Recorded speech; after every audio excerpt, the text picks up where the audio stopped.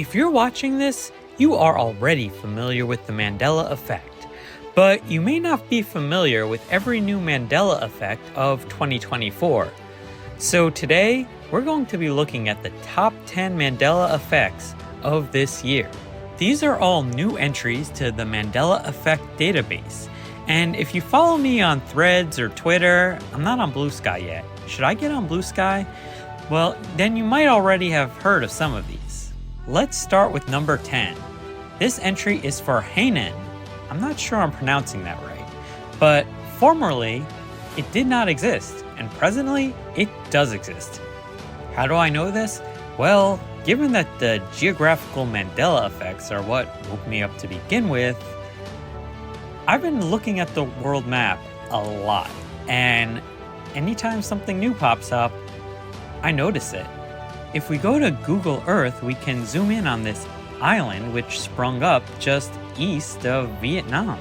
I've spent a lot of time looking at this location because it's generally where the Korean peninsula used to be, but I'm not going to get into all that now. Number 9. This is a new entry on the Pokemon Mandela Effect page. Formerly, Mewtwo was a genetic experiment created in a lab. Presently, Mew was found pregnant and gave birth to Mewtwo. I first noticed this one when there were tweets wishing Mewtwo a happy birthday, which is not something you'd think to wish a genetic experiment that was grown in a lab. So I decided to dive a little deeper into it, and I found out Mewtwo was no longer just a genetic experiment. Mew was found pregnant and gave birth. At least that's what the journal entries in the Pokemon Mansion in Pokemon Red, Blue, and Yellow now say. Yet its Pokédex entry still says it was created by a scientist after years of horrific gene splicing and DNA engineering experiments. The confusion of Mewtwo's new origins has led to articles on sites like Polygon and in tweets like this one. Mewtwo was always a genetic experiment, but now it seems that's only half the story. Number 8. I debated making this its own video, and I still might at some point, but I figured this was a big one that should be included. It was brought to my attention when Jeremy Irons' live performance of Be Prepared kept popping up in my feed. Be prepared for murky Ridiculous planning, tenacity smiling, big haze of denial, you simply find idle, big king undisputed, saluting and seen, oh wonder I am. It was pretty evident that he flubbed the line, but I went to check out the lyrics just in case it was the lyrics of the song that had changed. That's when I noticed that it was another line in the song that had changed. Formerly, the lyric was, "So prepare for the coup of the century, be prepared for the murkiest sky, or even skies." But now, it's be prepared for the murkiest scam. So prepare for the coup of the century, be prepared for the murkiest scam. Meticulous planning, tenacity spanning, decades of denial is simply why I'll be king undisputed, respected, saluted, and seen for the wonder I am. When I took a deeper look into this, I even found covers that used the lyric murkiest scheme, which makes me think that's its own Mandela effect as well. Fortunately, I did find covers that used sky in the song, as you can see here. Country, be prepared for the murkiest sky. Be prepared for the murkiest skies. Number 7. The Thinker has changed again. This statue has changed so many times that it's almost like it's alive, and that's a little freaky. There have been several versions of the Thinker already, and you can find residue of these poses on the database. Many remember the Thinker's hand being on his forehead, when now it's on his chin. I personally remember a fist at the chin, but it's not even that anymore. The Thinker is now sucking his knuckles. That's new, it was reported on Reddit, and there it is. And of course, there's residue of what it was just a couple months ago. Number 6. In what John Huston film would you hear this line? Badges? We don't need no stinking badges. Treasure of Sierra Madre! Correct.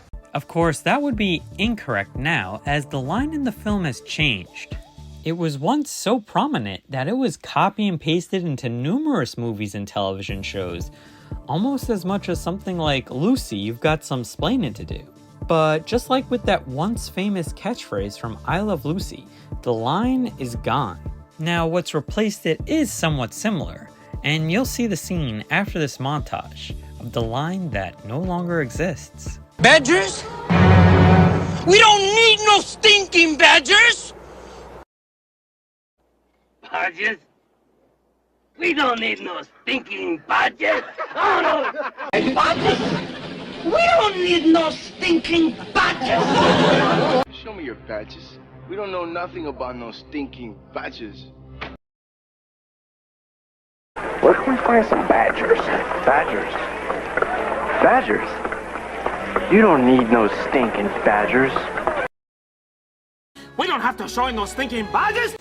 Hey, I don't need no sticking badges. Badgers? Badgers? We don't need no stinking badgers. Badges? Badges? You know, that's a good idea. Maybe we should get some badges. Badges? We ain't got no badges.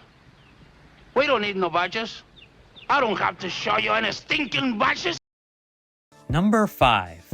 This is an actor change that I noticed earlier this year. I had seen clips of Blazing Saddles many times throughout the years, though I'm ashamed to say I never watched the whole movie. Those clips usually starred Richard Pryor.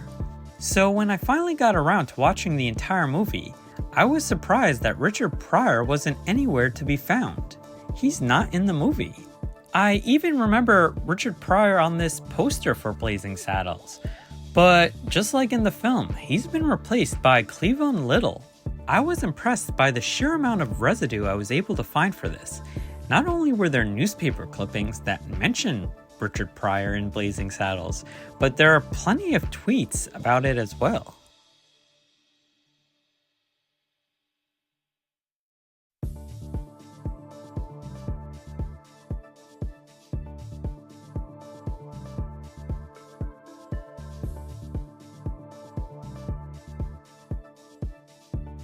This one I found most intriguing. It's a picture from Twitter of a carpet imprint. Someone responds that it looks exactly like Richard Pryor in Blazing Saddles. And from what I remember about it, it does. The only thing is, Richard Pryor has now never been in Blazing Saddles. If there's one major Mandela Effect regret I have at this moment, it's that I never got to see Blazing Saddles when it starred Richard Pryor. But that timeline can't be that far away since there's still residue of it. Maybe one day it'll come back. Number 4. There used to be a restaurant not too far from me called McCormick Schmick, which primarily served seafood. It closed a while back and I hadn't really thought of the place until I was out of state earlier this year. That's when I passed by another McCormick Schmick. The only issue was, it wasn't called McCormick Schmick anymore. It was called McCormick Schmick's. This was the same restaurant chain I had eaten at many times before, except now its name was different. And no, the place never officially changed its name. This is a Mandela effect. There's still plenty of residue of the old name, McCormick Schmick. It feels like this weird glitch where the last 2 letters of the first name got transposed onto the last 2 letters of the second name.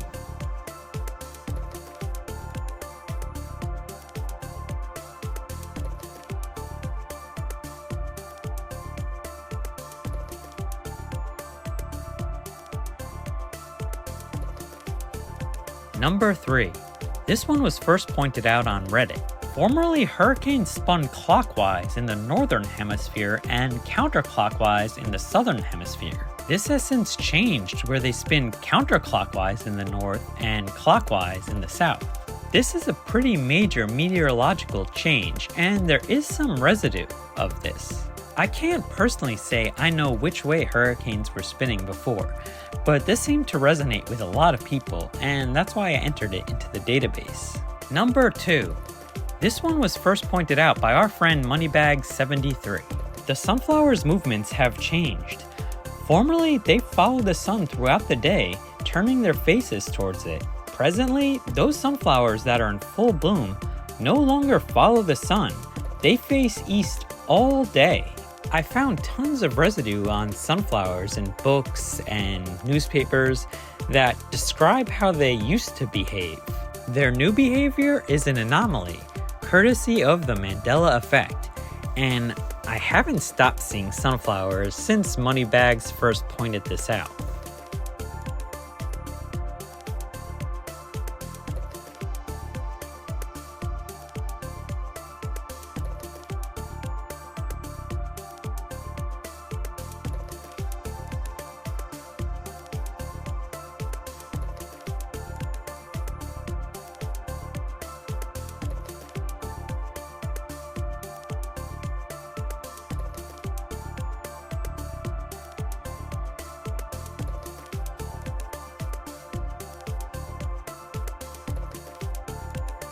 Number 1.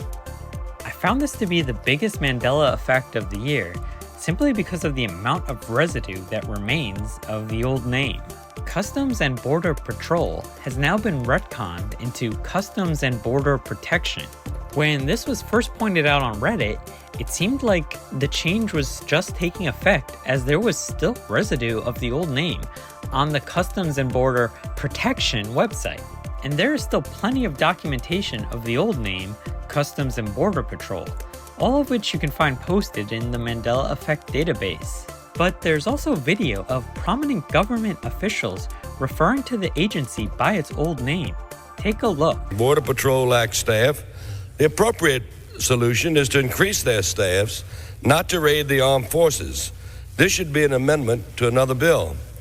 4th INS Customs and Border Patrol all are staffed with people trained in the skills those agencies need. That we all reported, all of us reported to work, not just as Customs and Border Patrol and Coast Guard or TSA or FEMA professionals or elsewhere, but we all reported as members of one team. New team is the Department of Homeland Security. For the most part, with a variety of our domestic agencies, with the Department of Justice and with the Drug Enforcement Agency and Customs and Border Patrols and those types of things, and they have a relationship that's been long-standing. Which is designed to target and inspect high-risk cargo before they leave the ports. Well, what the GAO said is that it specifically noted that staffing imbalances are one of the factors which limit the Custom and Border Patrol's ability to successfully target containers to determine if they are high risk.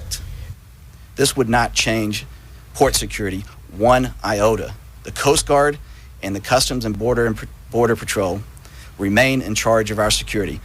The Coast Guard remains in charge of physical security. The Customs and Border Patrol remains in charge of cargo security. And there are a number of safeguards and security measures that we have put in place to make sure that cargo is screened before it reaches our shores. Security, which is in the very capable hands of the United States Coast Guard and the Customs and Border Patrol.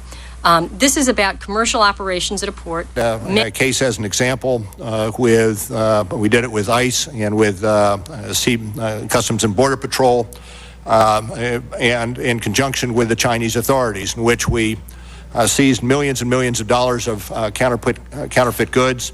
And a number of persons were arrested. Name is added and a carrier misses the added name.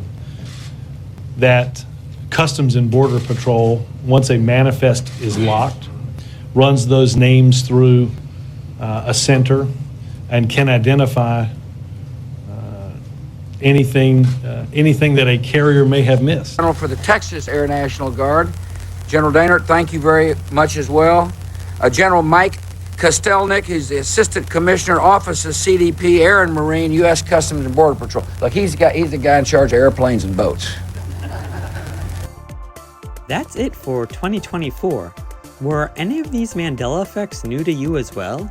Have you lived with them for more than just this year? Let me know in the comments. This has been the curator of the Mandela Effect Database. Until next time, I'll see you around the multiverse.